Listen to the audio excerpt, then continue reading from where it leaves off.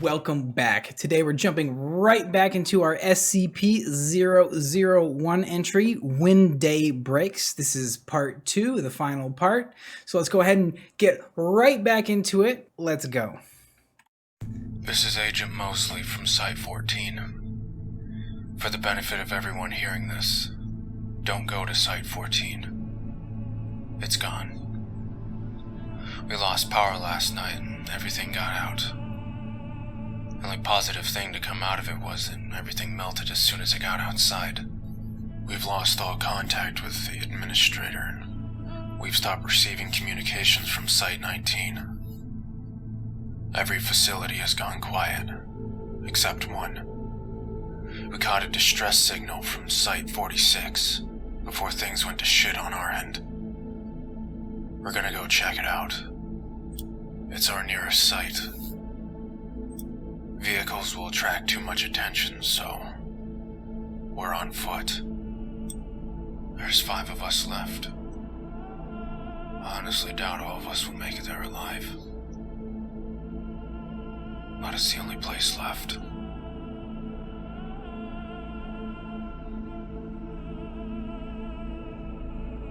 A lingering paranoid sensation washes over you. You're being watched. You defensively dart your eyes about, though they take a second to adjust to the darkness beyond the monitor. The emergency light sweeps across the room, stretching and twisting the shadows beyond recognition. That's when you spot it.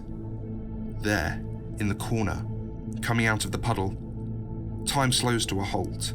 A pair of hands coated in the lustrous black slime you followed through the facility are on either side of the sickening pool, as if something beneath the floor is bracing itself, trying to lift itself up. Something inhuman.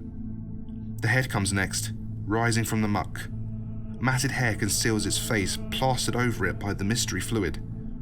It turns in your direction. It stares at you from the corner, which once again falls into darkness.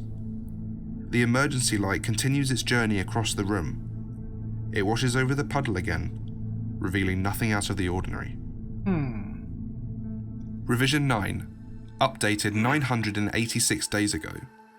Special containment procedures and description unchanged. Dr. Egota appears on the monitor. She's lost weight. Her eyes are bloodshot and wide. On the table before her lay a knife, a bowl, and a stack of manila envelopes filled with yellowing pages. Atop this stack is a blood-stained parchment. Despite the things we have to deal with here at the Foundation, I've always believed we would be able to maintain control. We would hold the darkness at bay, let mankind flourish in the light. Site-19 stopped broadcasting last month. It's been getting harder and harder to find a reason to keep going. Especially without... She grabs the knife, contemplates it for a moment. I keep going over it again and again in my mind. The day back in the tunnels. Everything that happened, I've gone down there a few times, if only to hear her voice again. But it's wrong. That thing on the other side of the door, it isn't her. Not anymore. It sounds like her. It knows everything she knew, but it's not her. This light, it takes your body. It steals your mind. But what about your soul? With this, she slices into the palm of her left hand and winces. You watch her clench her fist, draining her blood into the bowl.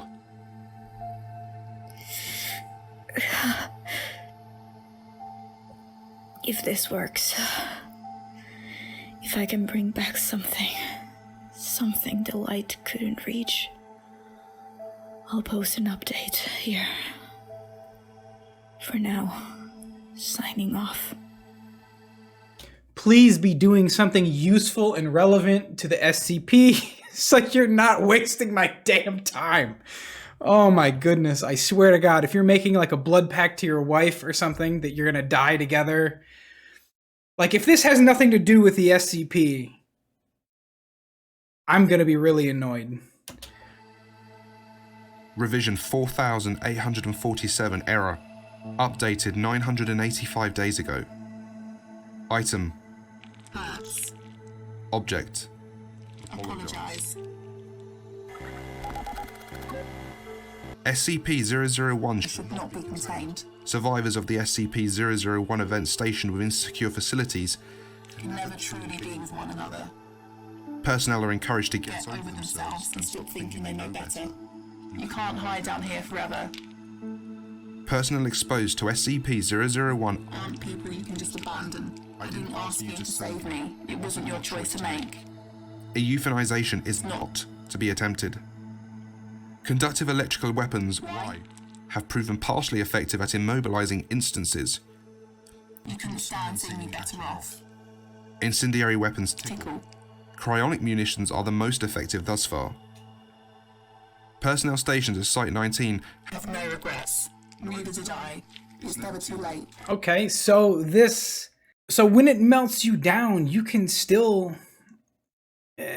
I hesitate to use the word function properly because, I mean, clearly it mutates you. These things have issues moving around, but it doesn't seem like they're in pain.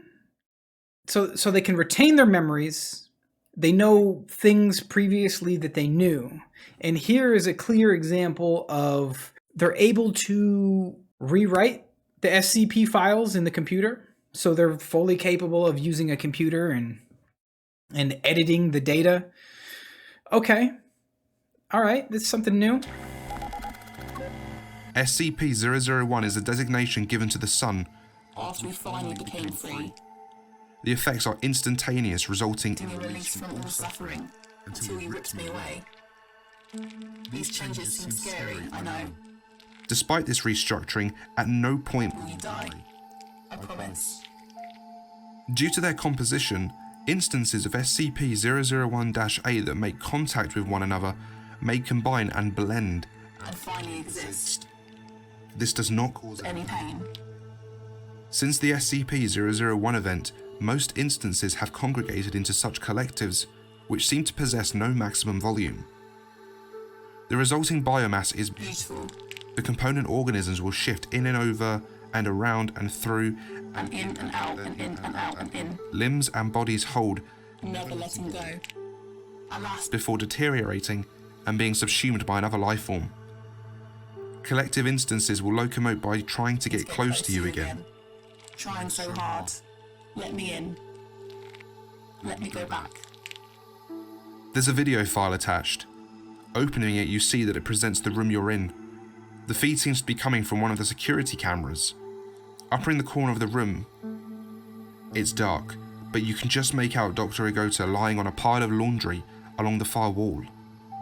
She's writhing in her sleep. She seems tormented, hurt. She's tossing and turning and mumbling nonsense words. The camera shakes. It lifts upwards for a moment before it focuses on her again. It starts moving closer, slowly. The speakers come to life, picking up an airy, breathy static. As the camera moves closer to the doctor, it becomes clearer, crisper. It's not merely white noise, but dozens, hundreds of voices whispering unintelligibly over each other. You lean in, press your ear almost against the speaker, trying to discern what it is that's being said. Something strange stands out amidst the discordance. Are you paying attention?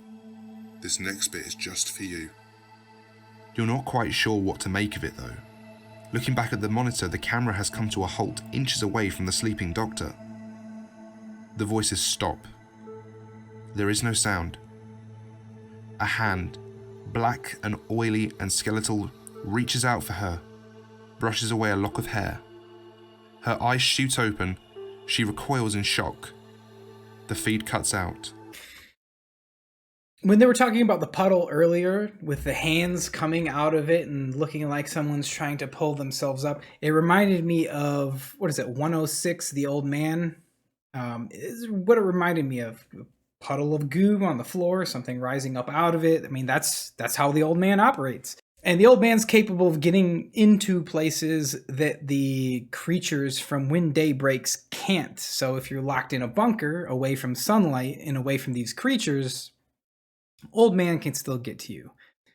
So this is what my mind immediately goes to when I see this. I'm thinking, oh crap, the old man's in there. Maybe not. It's probably one of those creatures. Maybe the doctor let the creatures in. I don't know. The creatures do appear to be intelligent. I don't know if that's true. I don't know if they're... I mean, it seems like they are. Obviously, they go towards direct confrontation if they can. They would prefer to grab you and pull you into the sunlight because that's just easiest. However, if they can't do that, it seems like it is intelligent enough to play its hand at trickery, deception, or coercion, using the voice of a loved one to try and coerce someone out into the light. That's a smart move. So it seems as though it's intelligent. I don't know if they have a hive mind, but part of me thinks that they do, at least to some extent, because they all have the same goal, which is bring everything that's alive into the light so it can be mutated and coalesced into a single blob, presumably. So there is some intelligence going on here. It's, again, capable of trickery and deception. And the fact that it's altering files in the SCP database is also more proof of intelligence. The only reason it's doing that is to bait more people out. If there's other people in other facilities using terminals that are connected to this through a network, they might go, hey, what's going on here? Let me pull up the file for 001 and figure out what's going on. When they pull up that file for 001, they will get this edited instance of the file. Hopefully, the researchers or whoever's reading the file realizes that it's been edited in favor of SCP-001 so that people go out into the sun and is not the original text. If you're not that smart, or maybe you're not a SCP personnel at all and you just happen to make your way as a survivor into one of the SCP facilities and come across a terminal, this might trick you into going out. Probably not, but might. Either way, it's an attempt, which means this is a move that is intelligent, because that's a trap that's laid out for the future.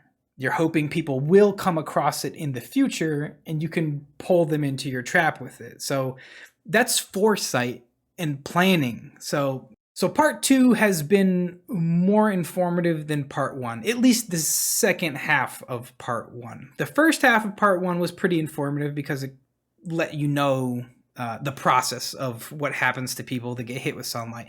I still have a question as why? What turned the sun this way? So hopefully that still gets answered. It's out. Revision 12. Updated 1 day ago. Special containment procedures and description unchanged. Dr. Egota appears before you on the screen, looking even worse for wear than when she did previously.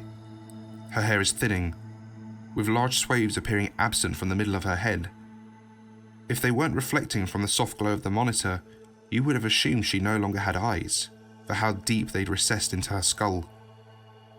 She stares ahead unblinking. She won't stop. She won't go away. I know. I didn't know. I didn't pick up an info. Full hazard. Browsing the archives.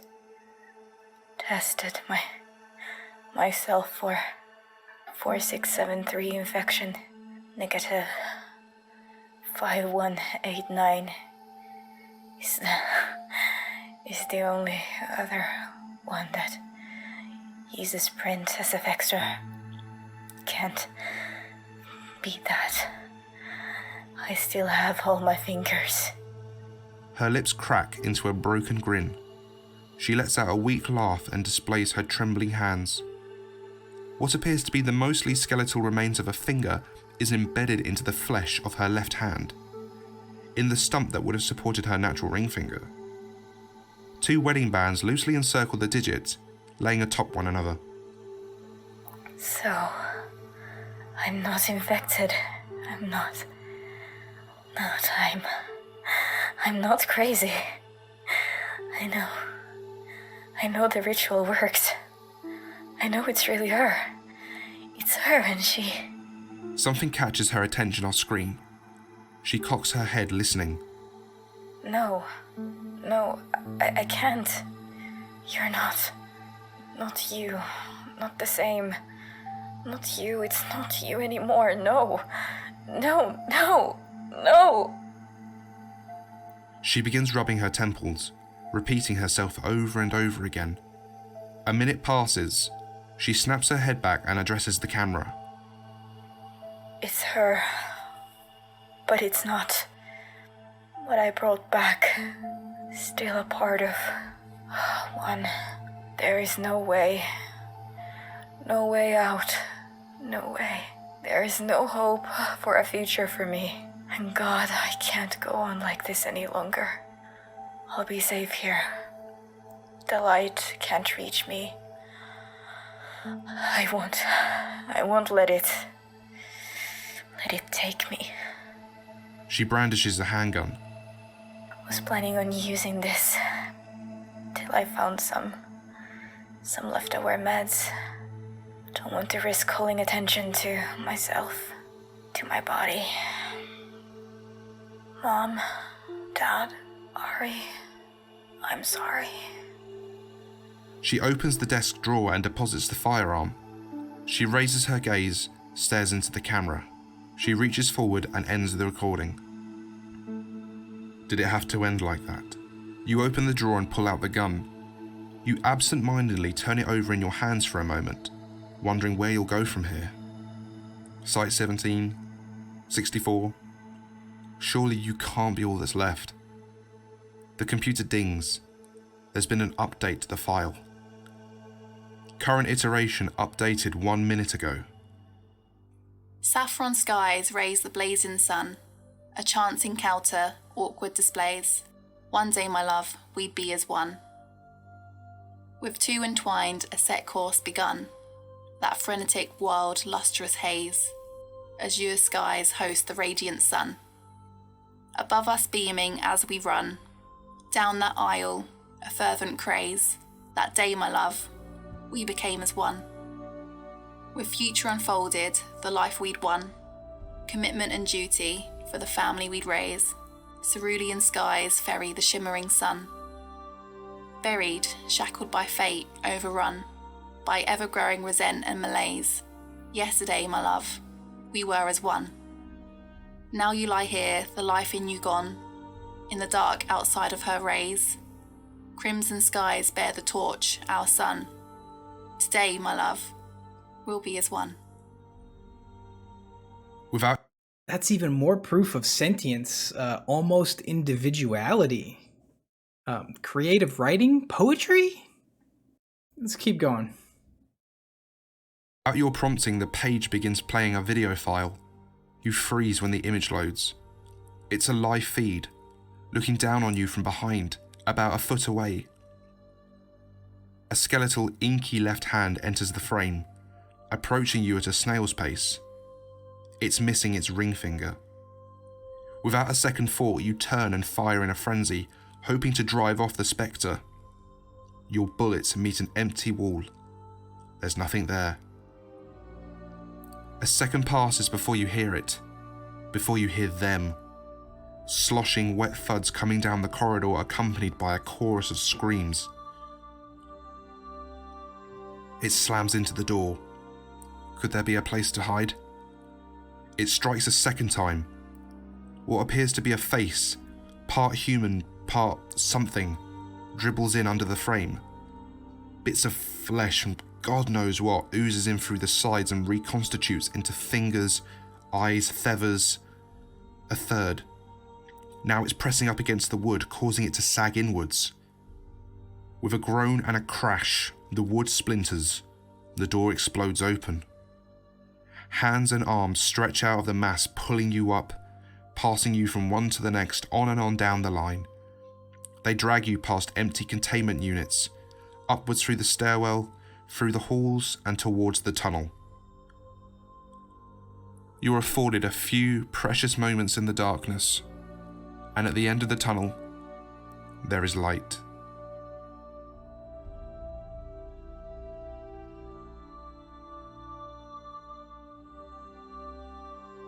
All right, that was SCP-001 When Day Breaks, Part 2. Pretty interesting. I know in Part 1 I was complaining about that large section in the middle where it was basically just a personal vlog, frankly, that didn't really have that much to do with the SCP. I still feel that way, but having seen Part 2, it does inform somewhat what happens in Part 2. So I do think it was partially necessary, but I do think it was a little bit long-winded. It could have been done in a shorter, more concise fashion. The reason it informs Part 2 is because it shows, in Part 1, they wanted to show the relationship between the researcher and the other person. In Part 2, we see that relationship is used against the researcher as a psychological weapon to try and get them into the light. So Part 1 does inform Part 2, but I think it could have been handled better. That being said, very, very interesting. It does seem like you maintain a lot of what makes you, I guess. I don't know. I do still have a couple questions. I don't know if you have true mental independence, because they all share the same goal. They all share that, that one of us mentality where they want you to come in and be a part of the collective. So in that sense, they seem to have somewhat of a hive mind, but the fact that they're capable of communicating, using thoughts and memories to coerce and persuade, that is definitely a higher level of thought than something like a zombie would have. It's less instinctual than it is nuanced. Then there's the fact that they can use and alter files in the computer to also attempt to draw people out. And then there's the entry that is a poem, which I think was the most surprising, because that shows an even higher level of thought process, which is free thinking, creative thinking, creative writing, poetry. Can they make art? Obviously, it's probably difficult to hold a paintbrush with your hand melting and whatnot, but is it possible? Clearly, it's capable of poetry. So what else is it capable of? It also claims that there's no pain, that there's a oneness to being a part of this collective. So on one hand, it's horrific because it brings an end to everything that you know on human civilization and culture and how people are individuals. And on the other hand, it's almost enticing because there's a sense of community, belonging, a lack of self-importance, a definite lack of pride, selfishness, things like that. It's very, we are all one kind of mentality and viewpoint from the collective. So it's a very weird dichotomy between the two, So yeah, this is an interesting one. It's got me in the air, kind of 50-50. Part of me likes it, part of me doesn't like it. Part of me did enjoy some of the writing that went into this, and part of me had some issues with it. Very interesting SCP. Not my favorite, but definitely not the worst. It does leave me with questions that were completely unanswered, like what happened to the sun to cause this. No indication whatsoever about what happened to the sun. And this also seems like something that is completely unstoppable by any means, by anyone. Even other anomalies are completely susceptible to this. If there is an anomaly that is unaffected by the sunlight in When Day Breaks, I'd love to know about it. I hope you guys enjoyed the video. If you did, go ahead and click that like button. Click that subscribe button to get future videos, and it really helps the channel out. As always, leave a comment down below. Let me know what other SCPs I should be checking out. Let me know what other 001 proposals I should be checking out. Thanks for stopping by. Thanks for watching the video. Take care of yourselves, and have a great day.